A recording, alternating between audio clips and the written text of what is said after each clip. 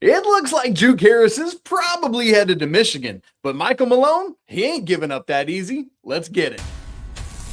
This is Tyler Hansbrough, and you're listening to Locked On Tar Heels. You are Locked On Tar Heels, your daily podcast on the UNC Tar Heels. Part of the Locked On Podcast Network, your team every day.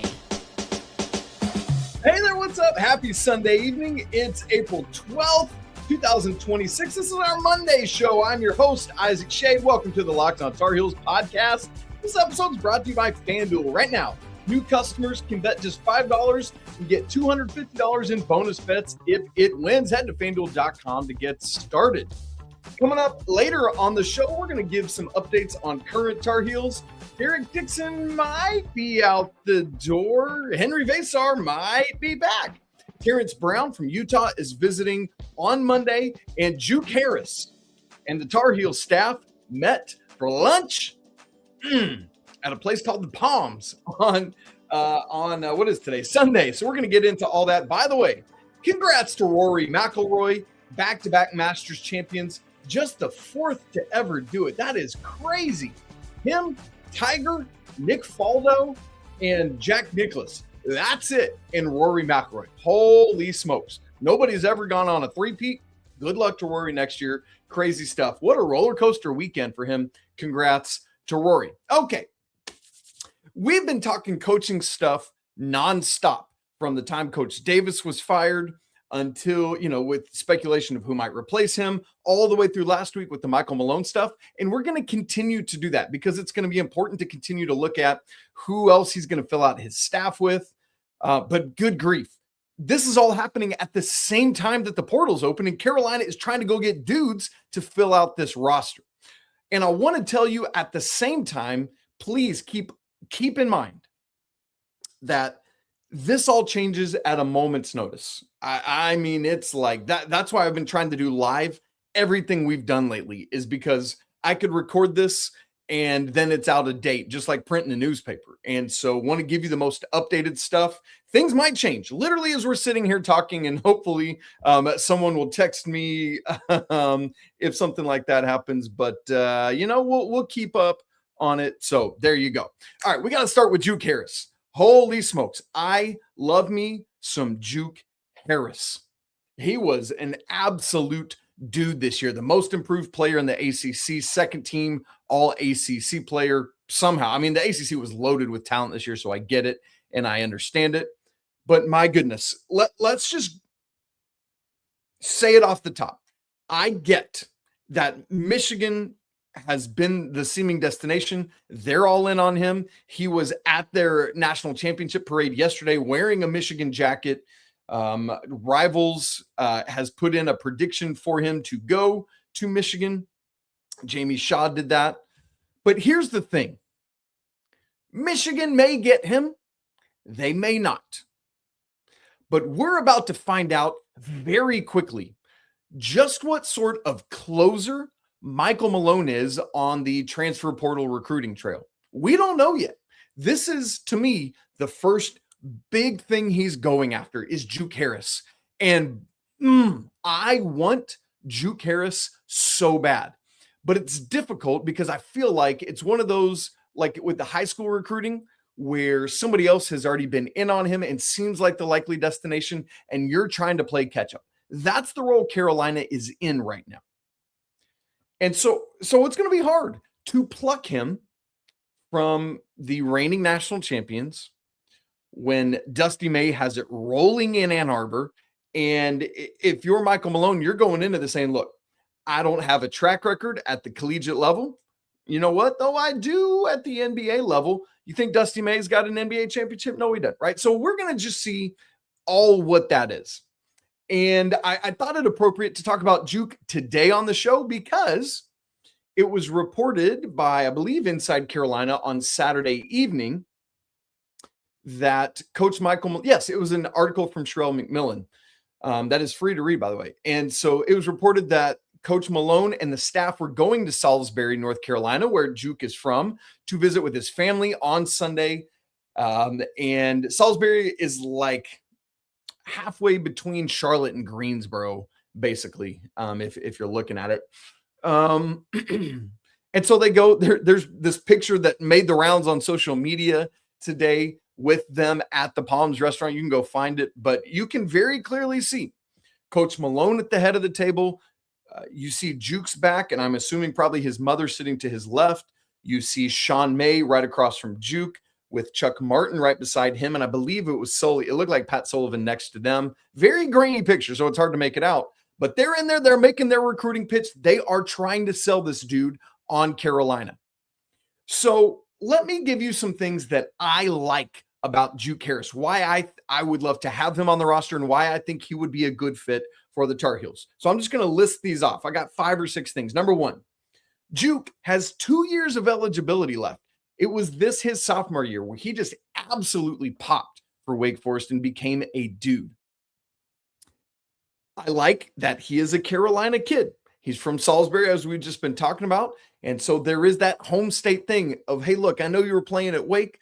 Stay in state. Come play for us. Don't go to Ann Arbor. It's too cold up there. You don't want that. They're a football school, even though they just won a national championship, right? So I like that he's from Carolina. I like, third, that Juke, is an absolute bucket. He was the 4th leading scorer in the nation this year.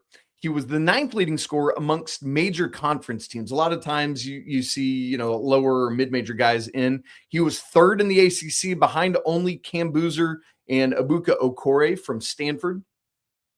This season, Juke did 21.4 points per game. He is an absolute bucket. And that's what Carolina needs. Shot 33% from 3 on 7.5 attempts a game. You'd like to see maybe a little higher percentage, but 33% on 7.5 attempts per game. Yes, you like that. Not a huge assist guy, 1.9, but we'll get into a little bit more of that there. You might remember against Carolina this year, it was in that stretch where Carolina was just letting everybody go off. And later in the game, it was Nate Calmes, their point guard, that went off.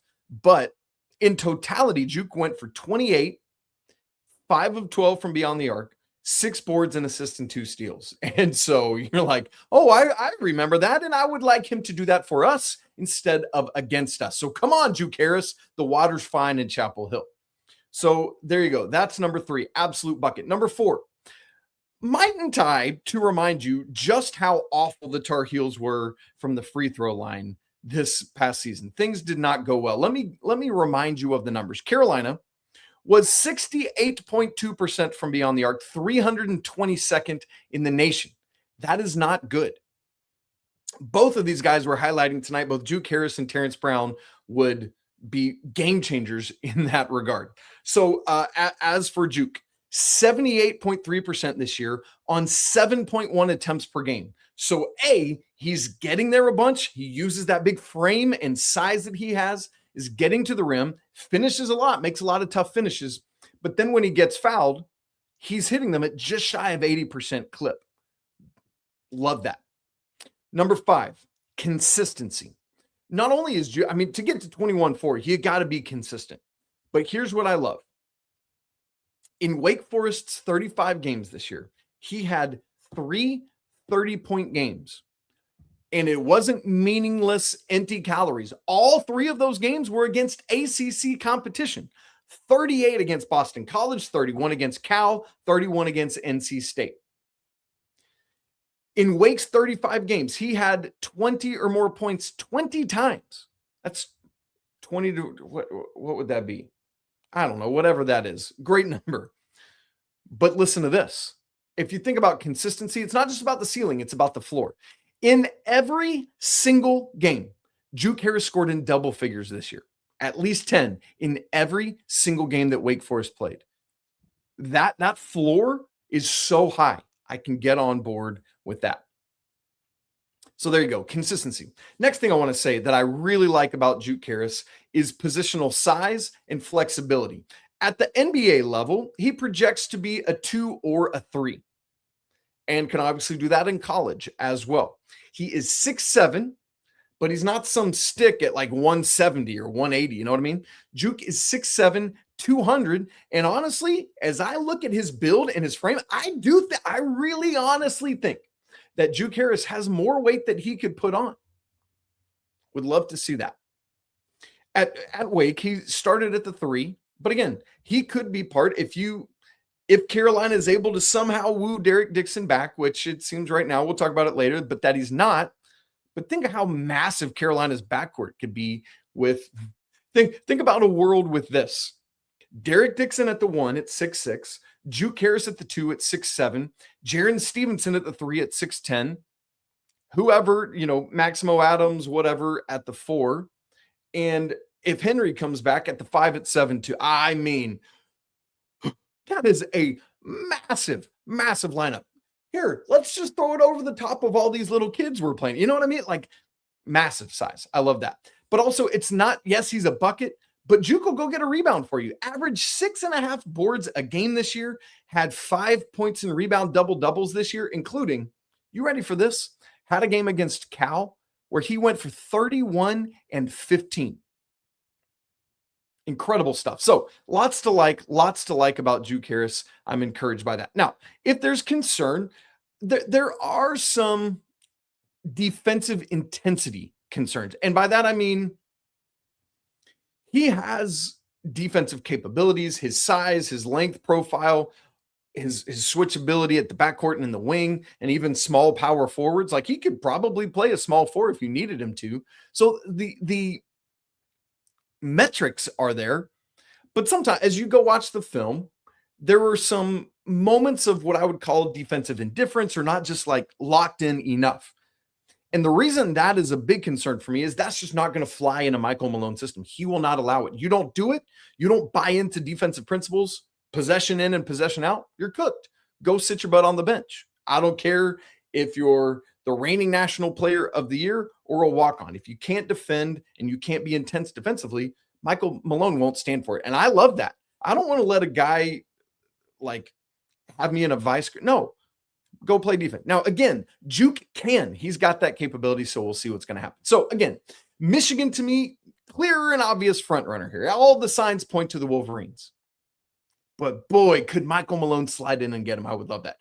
It also sounds like Tennessee is going to get an in-home visit, and we'll see what else is in contention there for Juke Harris. All right, next, we got to move from Juke to a guy that is visiting. Carolina went to visit Juke on Sunday. Carolina's getting a visit from another player on Monday, Terrence Brown, coming from Utah. We'll talk about him coming up in just a second. Right after I tell you about FanDuel, y'all, the NBA playoffs are here, where every possession matters, every matchup is magnified, and every game can swing a series. And right now, FanDuel is giving new customers just like you a new way to get in on the action. Here's what I really like about it. If you bet just $5 and that bet wins, you're going to get $250 to use in bonus bets. And what's cool is that the FanDuel app makes it really easy to follow the action, because you can track on the app the player stats, the trends, matchups all in one place, and you're going to give even more insight during the playoffs. It's going to be great stuff there. It makes the entire playoff experience more engaging all the way from start to finish. How about some national championship odds for next year? Carolina right now at plus 2,500. Not one of the favorites, because nobody knows what the roster is going to look like and what Coach Malone's going to do. So if you're all in, why not take a flyer on that? Michigan has the best odds right now at plus 600, then Duke at 750, followed by Florida at plus 1,300. You want to check it out? Go on over to FanDuel.com to get started. Again, that's FanDuel. Play your game. All right, as we come back together, I'm going to get a little swig of water for the second segment sip. That's good stuff. A little raspberry flavor. Who's this popping up? Just got to make sure. No. Okay, I thought there might be some movement, but it was not a picture we needed to bother, not a message we needed to bother with. I'm always nervous right now. You never know. Stuff pops up all the time. All right. Hey, thanks for making Locked On Tar Heels your first listener watch. It's all part of the Locked On Podcast Network, your team every day. If you never miss an episode, right now it's time to make it official. Join the Locked On Everydayer Club, get ad-free audio, one-on-one messaging with me, and more. It's all built for you, our most loyal fans. Go to lockedontarheels.supercast.com or click the link in the show notes to check it out. All right. Next player we got to talk about in this season of talking about different guys, just about every show here. That's what we'll be doing. Tuesday, we're going to talk about Neo Avdalas, the Virginia Tech transfer. Woo-hoo-hoo-hoo-hoo. He's somebody I really liked last year. Bit inconsistent. We'll get to him. That's tomorrow's show with, of course, other news as well. But second segment here, we're talking about Terrence Brown. He, according to multiple reports, is visiting Carolina on Monday. The place I always want to give credit to where I see these things from, I first saw it. Again, multiple different sites had this, but I first saw it from John Rothstein from CBS Sports, who said that Brown's advisor, Adam Cato, had passed on the intel to him. So that's where that's coming from. As for Terrence Brown, he is a rising senior, so 1 year of eligibility, played his first 2 years at Fairleigh Dickinson, FDU. That's the team that knocked off Purdue, the second ever 16 seed to beat a 1. I don't believe he was on that team because that was 23. Yes. So that was the year before he started. He was not on that team. So 2 years at FDU, then transferred to Utah last year, where he played, funny enough, with former Tar Heel James Okonkwo, who was at Utah this year. Terrence Brown, we talked about Juke, who's kind of a 2/3, depending on how you want to utilize him. Terrence Brown is more of a point guard kind of player. 6'3", 175 is his profile on the Utah website. And look, here's the deal. The Tar Heels need an absolute dude at point guard. I think we were burned by that this year, where you had all these expectations for Kyan Evans coming in, thinking, man, Kyan's going to be the guy. He's coming off this great run at Colorado State, but it just, for one reason or another, didn't level up. Whether it was, hey, the lights are too bright at Carolina, which Cade Tyson has kind of talked about, or it's just like it wasn't there. I don't know. And Derek Dixon came in, did a lot more than anybody asked or expected of him. I think we started to expect more of him, but more than anyone expected coming into the season or was going to ask him to do. Very admirable job. In fact, more than admirable job from Derek Dixon this year. But as I start to think about what's to like about Terrence Brown, similar to kind of how we handle talking about Juke Harris, I like that he is a senior coming in, that it's not an up transfer, and that it's a dude who can go out and be a lead scoring guard. Now, let me unpack a bunch of that and let's talk about it. So number one thing that I really like about Terrence Brown is that it translated. Here's what I mean by that. Remember, I just said that he started at Fairleigh Dickinson. And one of the things we're always talking about in this day and age is it going to transfer up? Carolina doesn't have to worry about that if Brown does come to Carolina, because another school has already been the guinea pig for that with Terrence Brown, and that was Utah.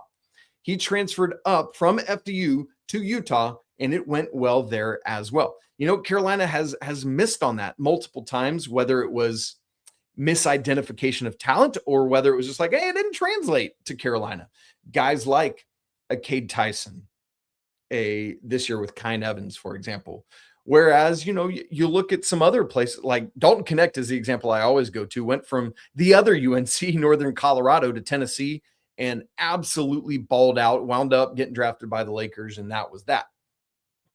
But what I love is that with Terrence Brown, his sophomore year at FDU scored 20.6 points per game, which is great. It's phenomenal. But again, when they transfer up, you wonder, is it going to work? Who are the guys that can keep doing it even when they go up? Well, this year at Utah, it absolutely worked. 19.9 a game. I mean, this dude essentially still scored 20 points per game. And I know Utah is not some high level, you know, Big 12 school. No, they're bad. They were not great this year. First year coach and Alex Jensen, who comes over, alum that went back there to coach. And so I hear that, but still 19.9 in the Big 12. That ain't nothing, right? So I like that. It translated, number one. Number two that I like about Terrence Brown, he's a little bit pesky defensively, right? As I said, he's 6'3", 175. His sophomore year at FDU, he led the Northeastern Conference with 2.2 steals per game, had 1.4 last year at Utah. But you think about Carolina, and under Hubert Davis, this was not a program necessarily known, oh, the Braves just hit a home run, let's go Dom Smith. Sorry. You all know I'm a big Braves fan. Haven't gotten to watch the Braves much yet this year because of the tournament and everything. Man, Dom Smith, 2-run dong, 5-0 Braves. Let's go bottom 4. Chris Sale's dealing a little bit. And so Carolina not really known for being a team that forces steals. And I don't know that that's going to be part of the thing under Michael Malone, because while his teams have these defensive, like they're strong defensively, but it's more about just being strong, principled defense, not necessarily being these guys that are going out and getting a bunch. But you see that capability in Terrence Brown, and so that's something to watch for. Number 3, just like we talked about with Juke Harris, something I love about Terrence Brown is he gets to the line a lot, the free throw line, and makes a good clip while he's there. Last year at Utah, 6.4 free throw attempts per game, and knocked him down at a 77.5% clip. Again, I don't have to remind you, that's essentially 10 percentage points higher than the team shot last year. So you combine, like if Carolina could get Juke Harris, who was 7.1 attempts a game, and Terrence Brown, who was 6'4", what is that, like 13.5 attempts a game combined between the two of them last year, who both shot, essentially it would be 78% combined. Oh my goodness. Sign me up for that right now. Boy, that was bad last year. So Carolina looking at a couple dudes here who could go out and get to the free throw line for you. Also similar to Juke Harris, Terrence Brown is an absolute bucket. He had not as many 30-point games as Juke Harris last year, but had 2 30-point games at Utah. He scored 20 or more points 18 times and had just 3 single-digit games, and it was like 6, 8, and 9 points. So it's not like he was shut out or had 2 or anything like that. So again, the consistency of both of these guys, really, really, really good. Now, a couple things with Terrence Brown, it's like, it could go either way. And then one that I'll give you that I'm like, I need more than that. As you look at the type of guard that Carolina would be looking for, if you're looking for more of a true point guard, more of a assist first point guard, that's not going to be Terrence Brown. He does get, he had a career high 3.8 assists a game last year. Okay, that's solid. That's fine. About what Derek Dixon did, right? What were Derek Dixon's, let's look at that really quick, because that could be comparable there. Derek Dixon last year had 2.7 assists per game. So there you go, like a whole 1.1 assists higher than Derek Dixon had last year for the Tar Heels. So that's not, but it's not like in that 5 or 6 assists per game like an Elliot Cadeau would have or something of that nature. But, does share the ball. But he's more of a score first point guard, right? 19.9 points per game. So if you're looking for somebody to be a playmaker, he's fine, but he's not some elite level dude. Now, you come to Carolina and you play with some other guys that are buckets walking around you. Okay, that's something to keep your eye on. A second thing, I said some things I could go either way on. A second thing here with Terrence Brown is, let's say, in this world, you land both Juke Harris and Terrence Brown. These guys are both essentially 20-point scorers. Could they coexist? That's always a question for me, is the roster construction of it all. Can you get these dudes to be dudes? What if, say, Henry Vasar is back? You're trying to lump it in with that. As long as they can understand their roles and know that in any given day, it might be Juke, it might be Henry, it might be Terrence Brown. And again, these are all hypotheticals, because who knows if you're going to get any of these guys, right? But that's just always something to keep your eye on, is the roster construction in this day and age and putting that together. That's where it's nice that you have a couple guys that are used to it in Chuck Martin, who has been such a great elite recruiter and coach, both domestically and internationally. That's part of why you hear, like, if Mika Murinen comes to college, sounds like it's kind of down to Carolina or Arkansas, where he used to be Chuck Martin and where he is now. So we'll keep our eyes on that. But right, like, that's kind of what I'm talking about here. Can you get all these guys together? So look, that's a great problem to have. Oh, we got too many 20-point scorers, right? I hear that, but it's just something to keep an eye on. Final thing I'll say that is with Terrence Brown is his 3-point shooting. He is a career. He's played 3 years of college, 29.4% 3-point shooter. Career. Last year was his career high. Funny enough, was under 30% both years at FDU, was over 30% for the first time last year at Utah, but even that was only 32.7%. So if you get him, you're not going to get a floor spacer. You're not, you're going to get a guy that if you're playing Nate Oates, Bama's going to sag off of him and make him make shots, just like they did when Carolina played Alabama with Elliott Cadeau, just like a lot of teams did this year to Caden Boozer when he was trying to figure out all his head stuff, right? And so that's just something you got to recognize. If Terrence Brown's going to be your point guard, you got to have shooters all around him, right? Like Juke, high volume shooter, but again, 33%. So between the two, that's not a high 3-point percentage between your 1 and your 2 or your 1 and your 3. So there's just a lot to look at there. You know what I'm saying? So that does give me at least hesitation with going out and getting Terrence Brown. It's something the staff's going to have to think about. Okay, that's things about potential targets. I want to say a couple things about existing Tar Heels, a couple things about some banana ball coming to Keenan. We'll look at some movement for women's basketball, another good weekend for the Diamond Heels, and more. All that coming up here in just a second. Right after I tell you about TurboTax. It's tax time, but for a lot of us, the old way of doing taxes is, well, quite frankly, a lot. You're trying to book an appointment. That's not all that terribly convenient. You're sitting in a waiting room with a bunch of papers, freaking out like, do I have all the paperwork I need? Because I need to hand you this stack of papers, and I don't know if it's good enough. But this year, good news, you're getting a major upgrade because Intuit TurboTax now has in-person locations nationwide. You can meet face-to-face with a real tax expert and get your documents straight to your TurboTax app on the spot. And then just like that, boom, you're done.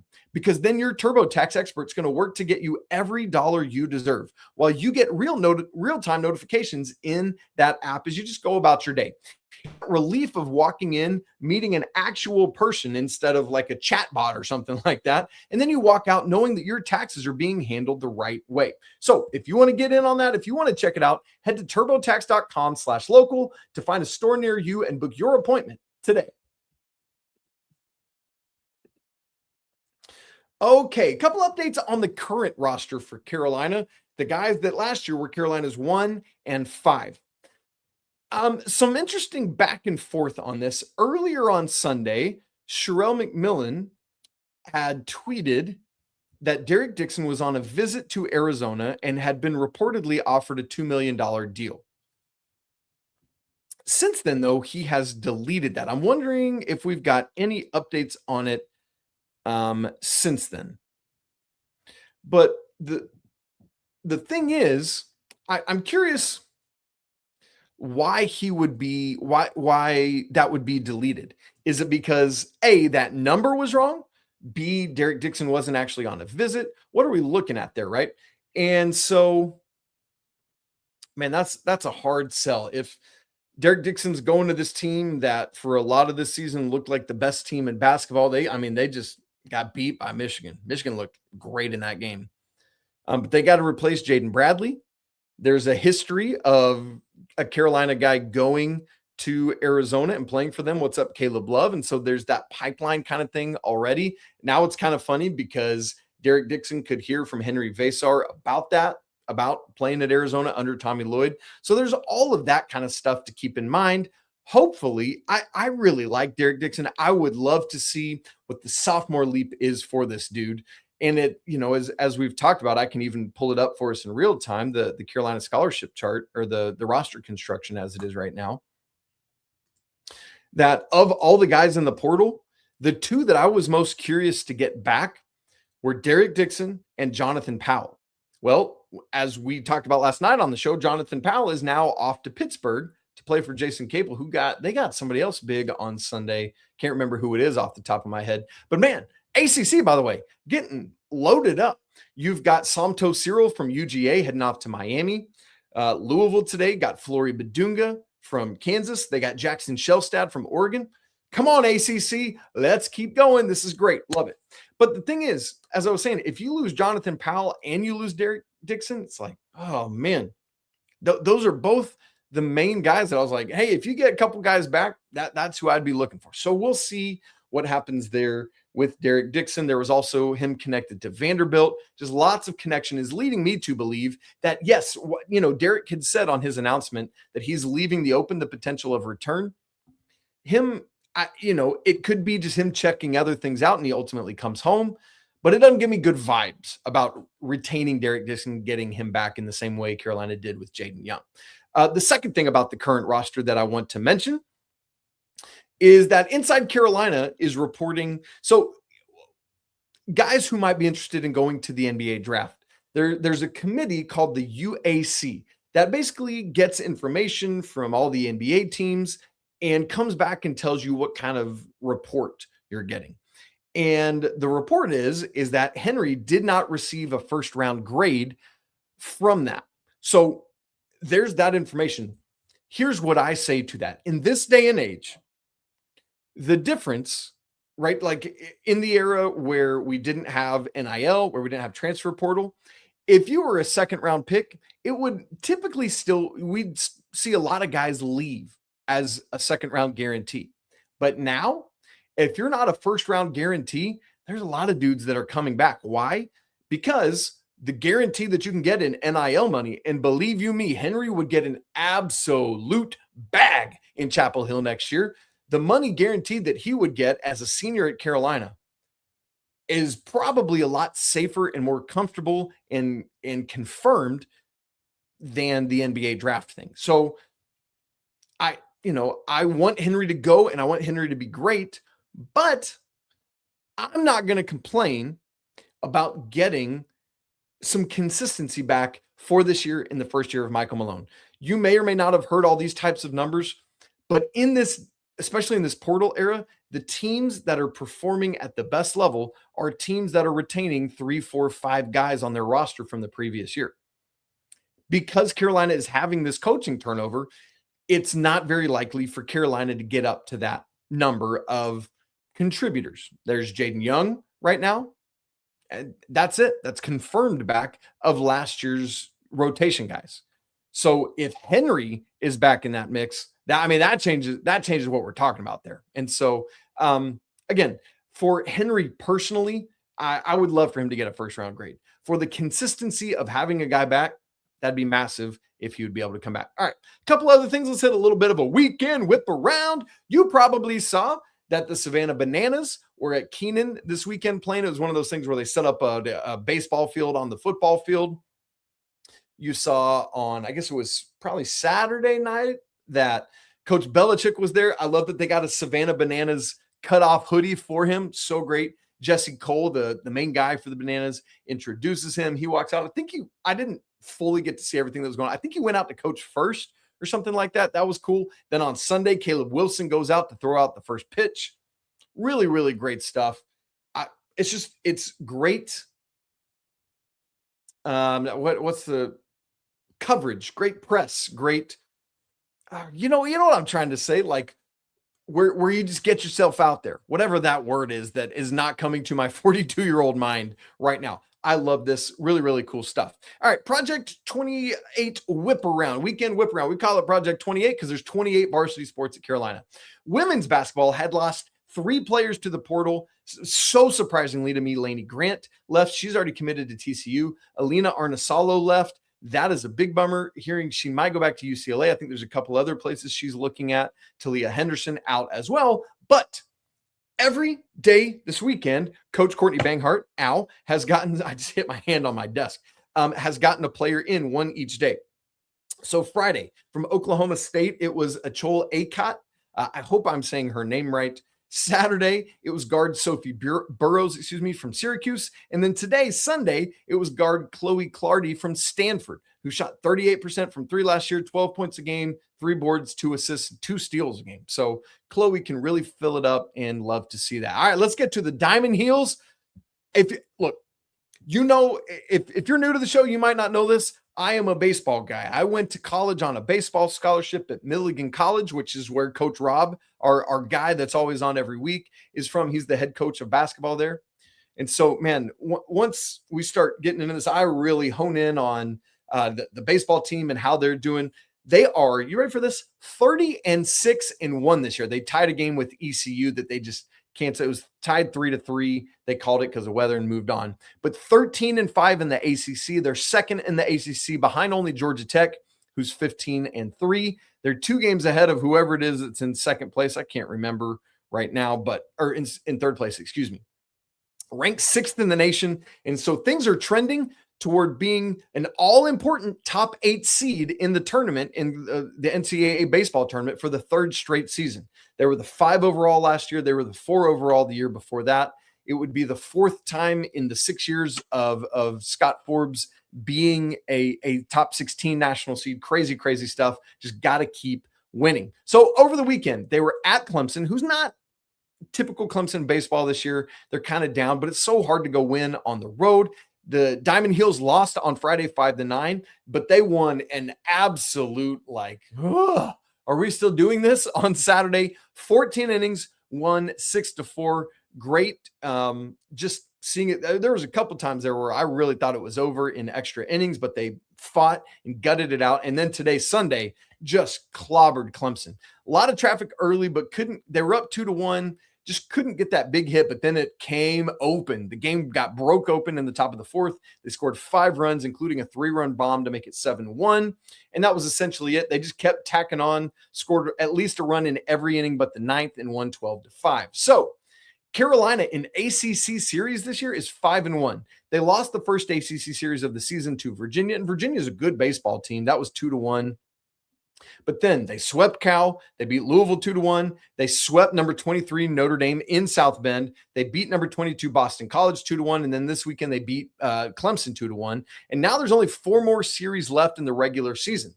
Next weekend, you guys, be locked in. You got to get ready right now for the Diamond Heels action. In fact, we might need to start doing some live postcasts this weekend, because the Diamond Heels are playing Georgia Tech at the Bosch. As I said, Carolina is number 6 in the nation. The Yellow Jackets are number 3 right now. So this is a top 6 battle, a lot of postseason and ACC implications. And as I said, the Jackets lead the conference by 2 games over Carolina, while Carolina is 2 games ahead. I couldn't remember who it was, but it's Boston College, who Carolina has already beat this year. Great stuff there. And then the final 3 series, Carolina will be at Duke, who's 9th in the ACC. Hopefully you can win that series, but it's Duke. And then you're home to Pitt, who's 12th in the ACC. But then you wrap the regular season over in Raleigh at NC State, who currently is 5th in the ACC. So big stuff there. A couple other teams doing it at a high level right now. Men's lacrosse ranked number 1 in the nation. They going into the weekend were 10-1 on the season, 1-0 in ACC play. But they were up. They're a number 1 in the nation, but they were at number 2 Notre Dame and lost 10-5 this weekend. So I would imagine maybe they just flip-flop, because you're not going to fall far losing to number 2 on the road. I mean, what are we talking about? But there's only 2 more regular season games left. At Virginia next Saturday, home against Duke the Saturday after that. Women's lacrosse just keeps rolling. They're 12-1 overall, 9-0 in ACC play. They're also they're second, and not also because the men are first. They're second in the nation right now. They beat number 12 Stanford 18-9 on Friday. I mean, it's insane what they do. Their one loss was the Northwestern by 1 goal in overtime. So whatever. But the women regular season finale this Thursday at Duke. So buckle up for that. Lots of great stuff going on. I forgot to update us on the women's tennis team. They continue to roll as well. Great stuff all around. All right, you guys. So we're in this. I don't know why I kept the roster makeup up that whole time. Apologies. Forgive me for that. But man, we continue to roll on. I see we got a good amount of comments over in the chat. I'm going to go look at those. Sorry, we didn't have time to get to any today. Apologies for that. But we will keep all the transfer portal news rolling tomorrow. Maybe we'll get some news on Terrence Brown, Juke Harris, something of that nature. But as a reminder, my plan as of right now is to talk Neo Avdalas from Virginia Tech tomorrow. We're going to keep going live because stuff so lock in with me tomorrow night, make plans, be ready. Let's keep it rolling. It's so fun. If you haven't subscribed to Locked On Tar Heels on YouTube, do it right now down in the corner. By the way, because we're going live all the time. In fact, I might keep this going. It's so much fun to do this regularly instead of just postcasts and emergency pods. But when you subscribe, if you hit the bell notification, it'll send you push notifications so you can just tap right in whenever we're going live or like 30 minutes in advance. So make sure you're subscribed to the show and have that enabled. Also, if you don't download the audio version of the show, man, please would you, huge favor for me, would you go do that? Because that helps really spread the show. I don't know if you saw my social media over the weekend. I meant to talk about this earlier in the show. On, I think it was Friday, Locked On Tar Heels was trending as the number 19 basketball podcast in the world. You guys, what on earth? That is bonkers. And it's all because of all of you who listen and watch and tune in and interact and just come hang out. We're here to have a good time and talk about the Tar Heels, interact with stuff, break it down, talk about the good and the bad and everything else. And so, man, thank you. I am overwhelmed at you all who are here with me. So thank you. Okay. If you have not subscribed to Locked On Tar Heels Discord, that link is down in the show notes. Again, as is the link for the Everydayers Club. You guys know the drill. Do it with me. It's always a great day to be a Tar Heel. We'll talk again tomorrow, but until then, peace.